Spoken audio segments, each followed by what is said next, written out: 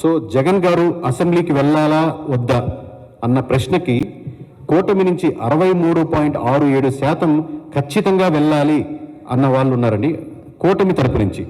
అలాగే వైఎస్ఆర్సీపీ నుంచి 65.84%, 65.84% people are ఖచ్చితంగా జగన్మోహన్ రెడ్డి గారు ఖచ్చితంగా అసెంబ్లీకి వెళ్ళాలి అని కోరుకునే వాళ్ళు 66% వరకు ఉన్నారండి.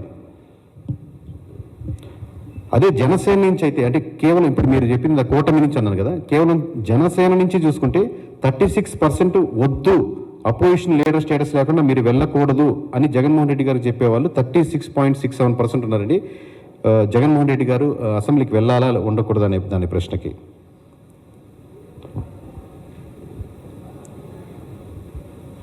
అలాగే సచివాలయం మీకు అందరికీ గుర్తుంటుంది, వైఎస్ఆర్సీపీ ఉన్నప్పుడు సచివాలయం వచ్చింది, ఇప్పుడు అదే సిస్టమ్ కంటిన్యూ అవుతుంది. ఇంతకుముందు పంచాయతీరాజే మోస్ట్లీ ఉండేది.